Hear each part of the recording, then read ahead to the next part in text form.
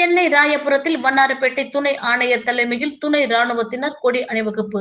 வருகின்ற ஏப்ரல் 19ஆம் தேதி மக்களவைத் தேர்தல் நடைபெற உள்ள நிலையில் வாக்காளர்கள் பாதுகாப்புடன் எவ்வித அச்சுறுத்தலும் இல்லாமல் சுதந்திரமாக வாக்களிக்க வேண்டும் என்பதை வலியுறுத்தி துணை ராணுவத்தினர் மற்றும் போலீசார் அணிவகுப்பு பேரணியில் ஈடுபட்டனர். ராயபுரம் NRD மேம்பாலம் அருகே தொடங்கிய கொடி அணிவகுப்பு பேரணி ராயபுரம் பனைமரக்குப்பம் சூரிய நாராயண சாலை வழியாக காசிமேடு வரை நடைபெறுகிறது. வண்ணாரப்பேட்டை துணை ஆணையர் சக்திவேல் தலைமையில் 67 துணை ராணுவத்தினர், 3 ஆய்வாளர்கள், 150 போலீசார், மகளிர் போலீசார் என பாதுகாப்பு அணிவகுப்பில் ஈடுபட்டனர்.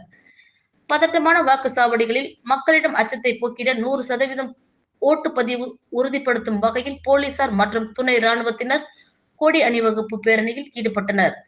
பதட்டமான வாக்குச்சாவடிகளில் எவ்வித பிரச்சனையும் இன்றி தேர்தலை நடத்தவும் கொடி அணிவகுப்பு நடைபெற்றது.